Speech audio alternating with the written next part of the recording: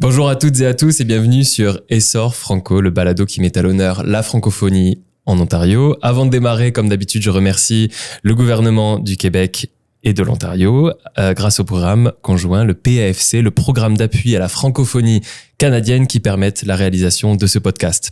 Je remercie également le lieu dans lequel nous tournons, ce magnifique lieu au cœur de la distillerie de Toronto, le Collège Boréal et plus précisément l'incubateur EIRI, l'espace d'innovation, de recherche et d'incubation. Aujourd'hui, j'ai l'honneur et le plaisir d'accueillir Katia Séméus. Katia Séméus, en plus, on va fêter les 10 ans de ta société cette année. Absolument. Donc, c'est un grand honneur. J'ai hâte d'en apprendre plus sur toi. Mais déjà, est-ce que ça va bien? Ah, ça va très bien.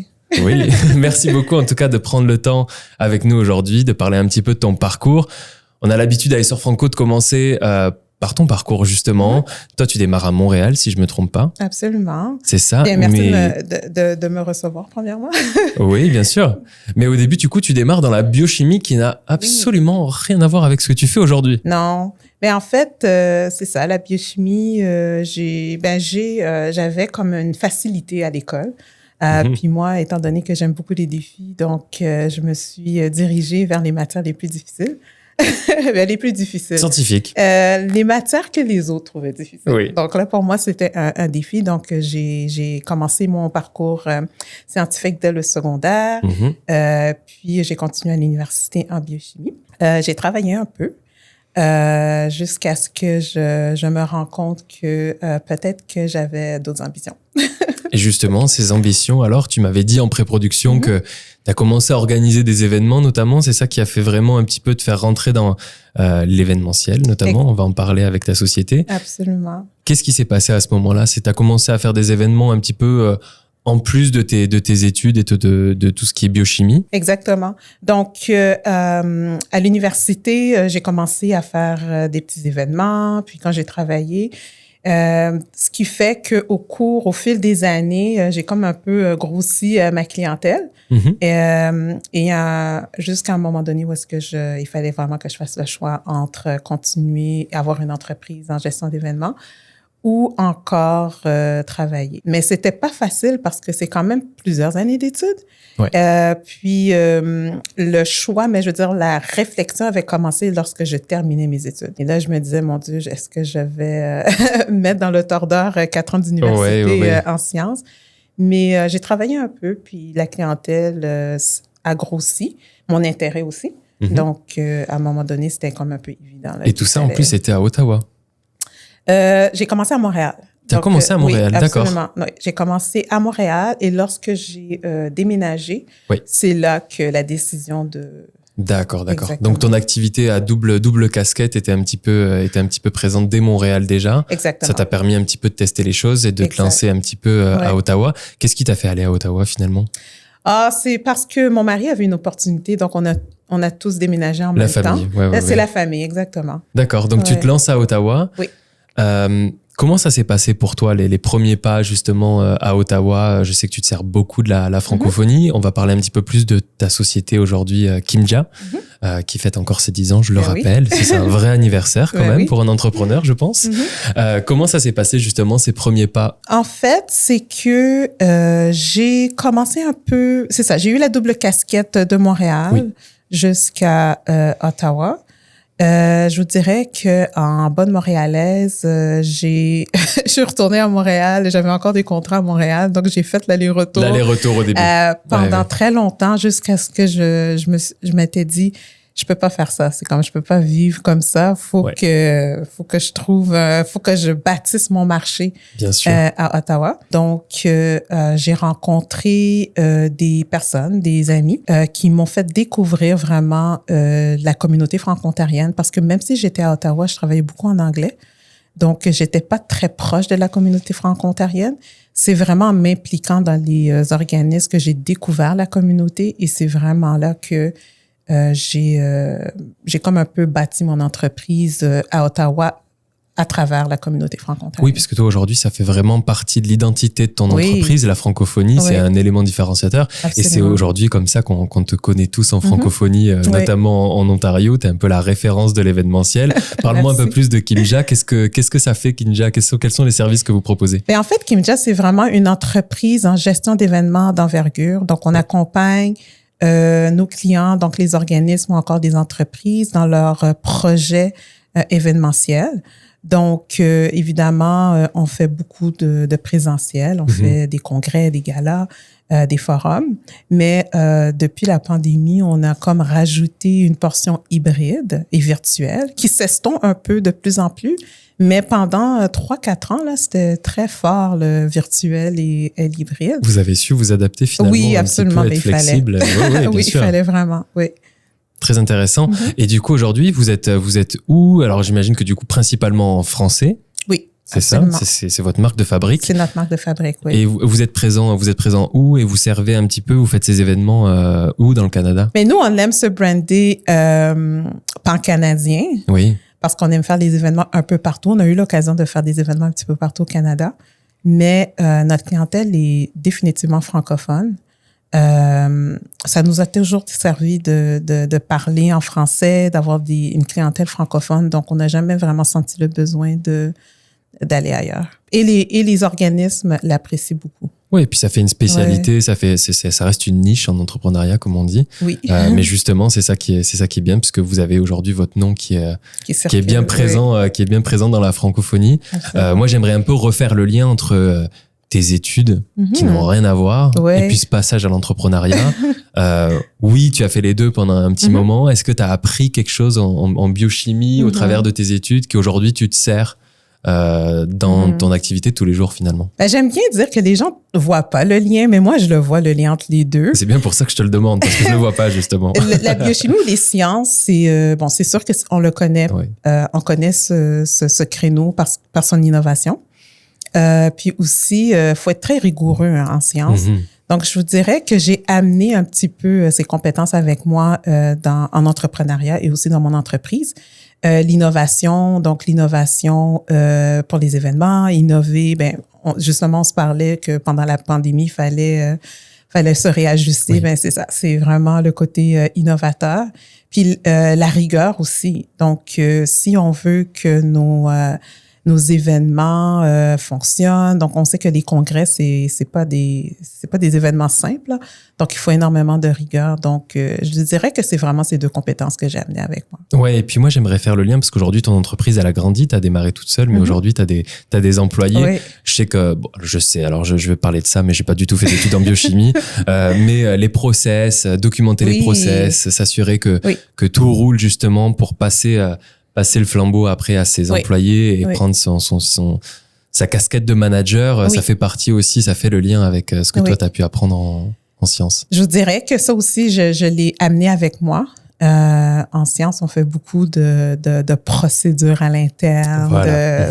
On appelle ça en anglais des standardized operating process, que j'ai amené avec moi. Mais ça faisait partie de moi. De toute façon, j'aurais pas pu travailler sans avoir de procédure.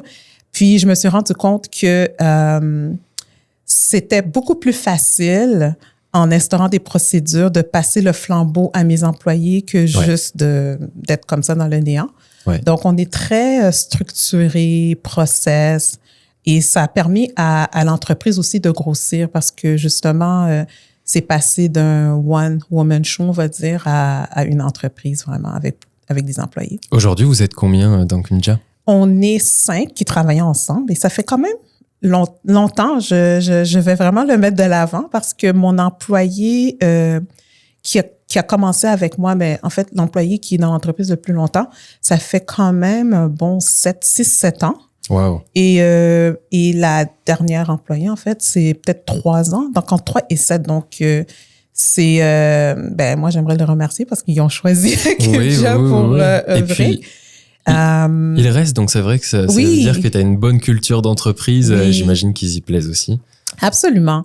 Puis l'été, on peut basculer là, en saison haute jusqu'à 25 employés à peu près. Donc, entre 5 et 25. Impressionnant quand même, mais oui. tu as besoin de cette flexibilité-là aussi parce oui. que j'imagine que l'été, bien évidemment, oui, votre activité elle est au plus fort. Exactement. Mais on le réalise pas. Hein. C'est vraiment quand j'envoie mes T4 au mois de février que je réalise combien d'employés qu'on a eu parce qu'on prend pas le temps de vraiment s'asseoir et de réaliser le tout. Ouais. Mais oui, c'est quand même beaucoup.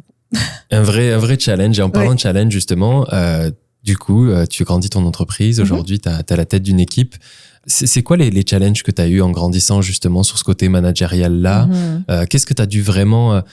où tu as dû vraiment mettre ton focus pour réussir à stabiliser cette croissance justement et puis ne pas faire n'importe quoi. J'imagine que tu as fait des erreurs, bien évidemment. Ah oui, absolument. Je veux dire, comme tout entrepreneur. On ne peut pas être chef d'entreprise sans faire des erreurs, puis ça contribue de toute façon à l'évolution. Moi, mon plus gros défi, justement, puis je pense que tous les entrepreneurs qui passent de solo à équipe, je trouve que c'était une de mes plus grands défis parce que on apprend à travailler seul, tout est comme un peu équilibré, on sait comment manœuvrer. Du moment qu'on commence à amener des gens à l'intérieur de l'équipe, là, maintenant, il faut changer ses façons de faire.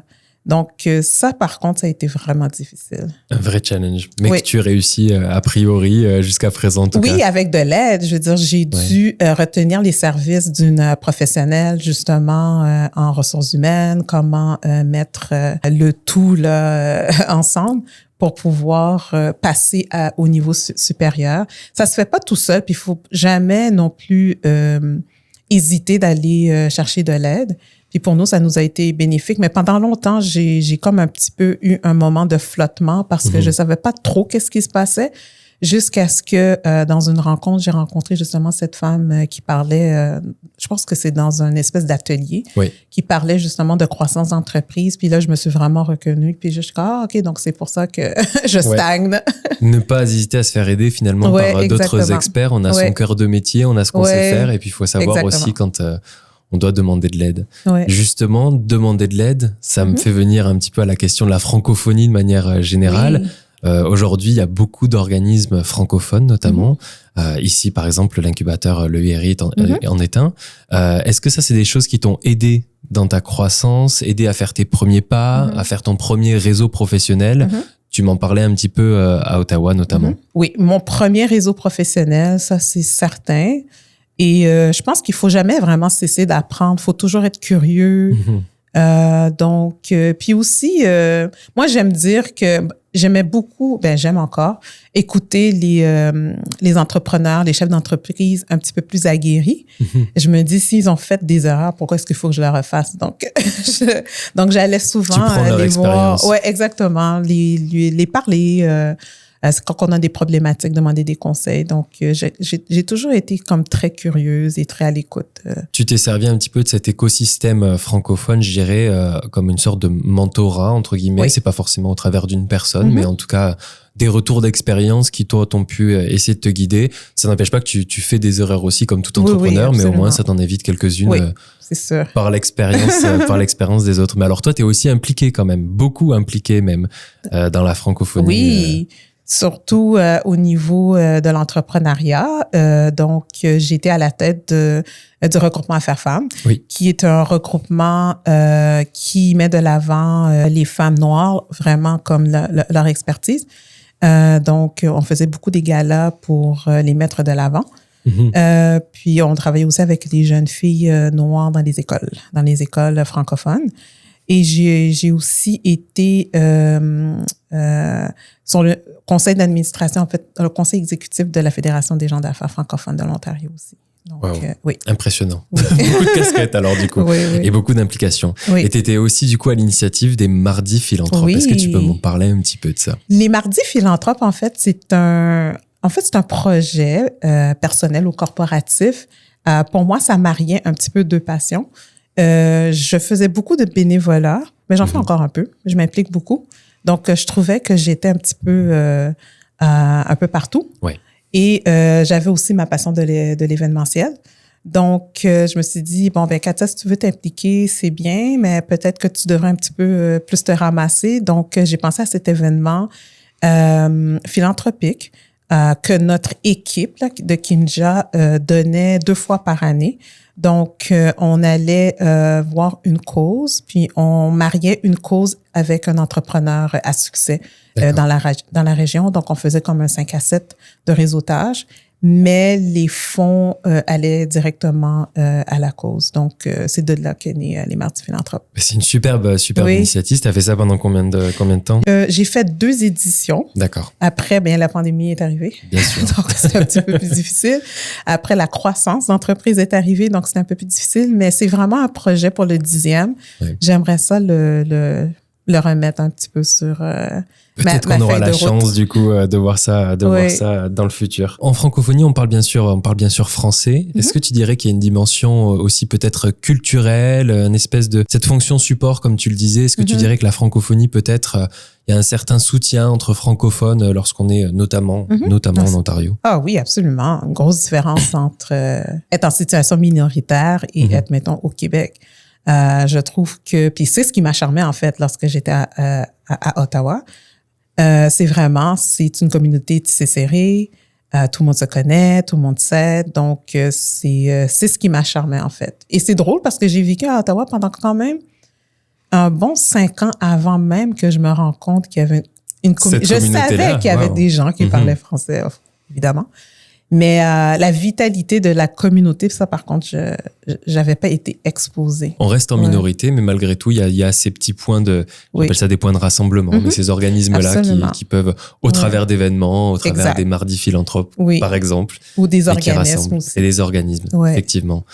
Toi, tu t'en es servi de tout ça pour monter ton entreprise, bien sûr, et faire grandir ton entreprise, puisqu'aujourd'hui, c'est ta marque de fabrique. Donc, tu travailles notamment avec ces organismes-là. Oui. C'est ça? Absolument. Du coup, ça t'a permis de networker notamment et d'évoluer en tant qu'entrepreneur. Comme je le disais, il y a cette fonction de soutien. Est-ce que tu dirais qu'il y a cette entraide, comme tu le disais, entre entrepreneurs? Ça t'ouvre un petit peu des portes? Ah oui. Je veux dire, il y a quand même des organismes spécialisés en entrepreneuriat francophone. Donc, oui, il y a du networking qui se fait. Puis, je pense que les entrepreneurs doivent prendre avantage de cet atout francophone, comme on dit, parce que ça peut nous ouvrir pas mal plus de marchés qu'on pense. Ouais, bien sûr. Et même à Toronto, même ici au Collège Boréal, par exemple, il y a plein d'initiatives. Que ce soit l'incubateur ici, que ce soit quand on a moins de 30 ans, pour les jeunes notamment, il y a des bourses, il y a des aides, il y a du soutien qui se met en place. Il y en a de plus en plus, c'est ça qui est bien. C'est qu'il y en a, je trouve que les 10 dernières années, en tout cas, j'ai remarqué qu'il y en avait de plus en plus d'initiatives qui aidaient les entrepreneurs francophones. Donc. Ce qui m'intéresse aussi, c'est que toi, tu es centré quand même sur... Tu habites et tu opères principalement à Ottawa, là où la majorité de nos francophones opèrent notamment à Toronto. Donc, il y a quand même cette fonction, ces organismes et cette fonction support aussi à Ottawa. C'est pas que Toronto, finalement. Ah oui, je pense qu'il y en a même plus que seulement à Toronto et à Ottawa. Il y en a quand même dans d'autres petites villes. Je pense il y en a partout. C'est juste que je pense qu'on n'est peut-être pas nécessairement conscient. Mais il y en a un peu partout, oui. Ça, c'est très intéressant.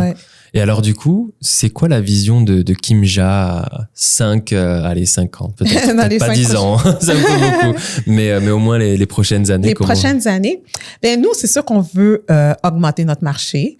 Donc, peut-être à l'international, peut-être. D'accord. C'est un désir qu'on a. Mais définitivement, on aimerait ça avoir des succursales, comme des espèces de lieux de rencontre. Est-ce que les gens viendraient retenir leurs services, mais dans un lieu spécifique?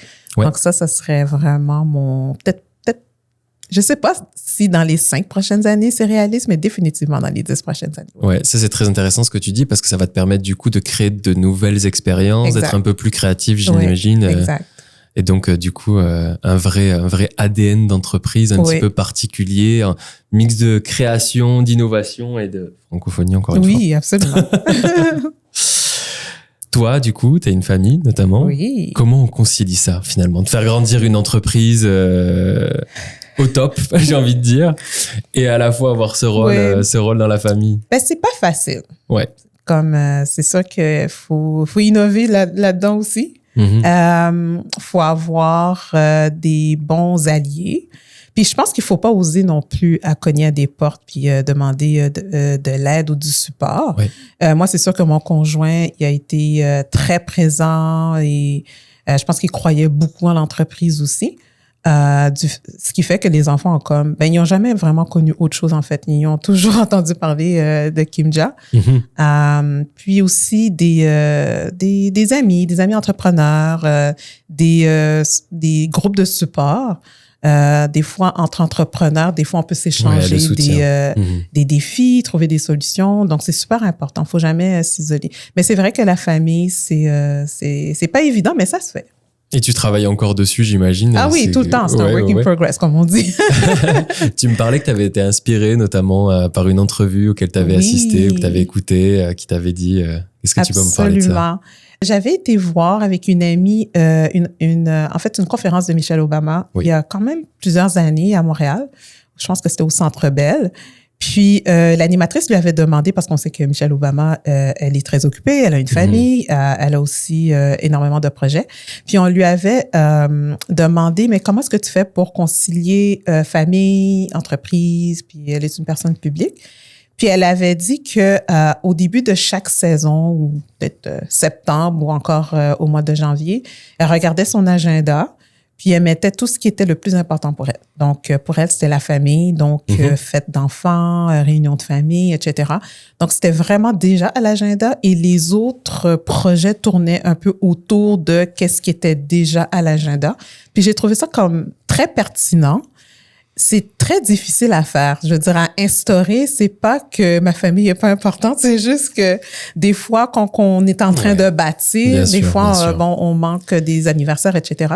Et ne serait-ce que mentalement, réussir à avoir le focus, tu sais, à la fois sur l'entrepreneuriat, faire grandir son entreprise, c'est parfois difficile d'en sortir un petit peu et puis de se détendre, j'ai envie de dire, parfois aussi. Mais il faut que ce soit intentionnel. Je veux dire, ça va déjà beaucoup mieux qu'il y a 2-3 ans, là. Mais oui, on met à l'agenda ce qui est le plus important, puis le reste tourne autour. Bon, alors Katia, toi, tu m'as dit quelque chose qui m'a marqué en entrevue lorsqu'on s'est parlé un petit peu avant le podcast. Tu m'as dit, moi, j'adore le chaos. Ma spécialité, c'est la gestion du chaos. Ouais, c'est vrai, j'ai dit ça. Mais en fait, je parlais du type d'événements que j'aimais faire. J'aime les gros événements. J'aime les congrès, les forums, les congrès sur plusieurs jours. Oui, ça peut devenir chaotique dans le sens qu'il y a beaucoup de choses qui se font en même temps. Mais je pense que j'aime beaucoup l'adrénaline. Ouais. Et j'aime justement mettre de l'ordre dans le chaos, en fait. C'est ce que j'allais dire. J'aime pas le chaos, j'aime mettre de l'ordre dans le chaos. Ça, c'est moi qui étais un petit peu, qui tisait un petit peu les termes. Mais du coup, est-ce que tu as des anecdotes un petit peu comme ça que tu peux apporter à nos auditeurs? Oui. Qui serait un peu marrante, où justement, toi, tu as dû faire preuve de flexibilité, gérer peut-être un peu de stress, de pression notamment. Mais c'est tout ça, l'événement. C'est du stress, c'est drôle, on partage, c'est de la panique des fois. Oui, il m'est arrivé quand même plusieurs choses en 10 ans. L'une d'entre elles, c'est qu'on faisait un événement extérieur, puis il y a eu une mini-tornade. Donc, du coup, toutes les voitures du stationnement, puis on était proche de l'eau et des arbres. Donc, je vous dirais qu'une bonne partie des autos au stationnement ont été presque considérées perte totale après l'événement. Donc, c'était vraiment des voitures écrasées par le poids des arbres, des vitres. Donc, c'est pas drôle à le moment, mais c'est essayer de gérer la situation quand ça arrive, mais c'est de mettre les clients en sécurité, premièrement, puis après ça, gérer la situation après. Puis c'est un vrai challenge parce que tu as géré le client, ce qui se passe, l'environnement, puis l'événement. Tes équipes. Oui, c'est vrai. qui je pense, se réfèrent aussi à toi dans ces moments-là et disent qu'est-ce qu'on fait? Comment on gère cette situation-là? Donc, il faut faire preuve quand même un petit peu de mentorat presque au travers de... Oui, mais il faut préparer son équipe aussi. Oui. Puis tout est dans la préparation, la formation aussi. Donc, c'est sûr que on a toujours un élément dans notre préparation d'événements, il y a toujours un élément de gestion de risque aussi. Donc, ça a été discuté. C'est juste qu'on ne veut pas le vivre, puis on pense jamais le vivre, mais oui, il y a déjà... Mais ça t'arrive quelquefois. Exactement. Et puis après, ça fait des bonnes histoires à raconter. Ça fait des bonnes histoires à raconter 10 ans après. Sur le moment, je veux bien te croire Sur que le moment, c'est pas non, c'est vraiment pas marrant. drôle. Bon, eh ben écoute, à Essor Franco, on essaye aussi de conseiller, d'inspirer les plus jeunes notamment, qui voudraient peut-être un jour venir en Ontario. Pourquoi pas Ottawa pour changer? Ben oui. Et pas aller dans les gros buildings que sont Toronto. Quand on veut se lancer en entrepreneuriat, qu'on parle français, québécois, qu'on vient peut-être justement du Québec et qu'on veut se lancer, et on n'est pas très bon en anglais, mais on se dit bon, pas grave, j'ai quand même envie de me lancer. C'est quoi les premiers conseils, les premiers pas? Comment on évolue dans cet environnement-là? Ah, c'est le réseau. Ouais. Tout passe par le réseau. Mais il y a quand même possibilité de grandir quand même une entreprise, notamment francophone. Toi, t'en as fait ta marque de fabrique, par exemple. Oui, absolument. C'était un choix. Je veux dire, c'est sûr que y a d'autres francophones qui ont les deux marchés, puis c'est correct aussi. Mais oui, je pense que ça passe définitivement par le réseau. Puis je pense qu'il y a beaucoup de réseaux francophones quand même en Ontario. C'est très faisable. Ouais, notamment en Ontario, effectivement. Oui, absolument. On peut vraiment se servir de ces organismes-là comme, j'en parlais tout à l'heure des aides et tout ça, mais on peut vraiment se servir de ces organismes-là comme soutien. Puis, absolument. Que ce soit perso et professionnel, hein, d'ailleurs. Oui. J'ai envie de dire. Moi, souvent, ce qui m'a le plus aidé, c'est d'avoir quelqu'un qui comprend un peu ma culture, qui comprend un peu mes problématiques, et puis que je râle un bon coup, et puis ça va mieux. Puis je repars. Puis te réfère à quelqu'un qui va pouvoir aider aussi. Donc, c'est un peu ça la base du réseau. Ouais, bien sûr. Et plus généralement, lorsqu'on commence et qu'on hésite plutôt à commencer une aventure entrepreneuriale, forcément, on a des peurs, on a des hésitations. C'est quoi le cheminement de pensée un petit peu là-dedans? C'est quoi le conseil que tu aurais à donner? Est-ce que c'est vraiment tout préparer, tout maîtriser, c'est se lancer? C'est quoi finalement? On n'a pas toutes les pièces, on n'a pas tout. C'est vraiment essai-erreur, mais dans un cadre contrôlé. Oui. Le réseau, poser des questions, puis avoir aussi des mentors et des coachs. Ça aide beaucoup. Puis moi, dans mon cas, je faisais beaucoup de projections dans le sens que j'avais une entreprise ou un entrepreneur que j'admirais, ou du moins, moi, je veux être comme elle dans 5 ans. Puis c'est un petit peu ma motivation. Je veux dire, tu visualisais finalement beaucoup, un petit peu aller dans 5 ans, exactement. J'ai envie d'aller dans cette direction. Oui. Et c'est là, tu donnais tout forcément pour atteindre cet objectif. Absolument, oui. Et je pense que tu as réussi.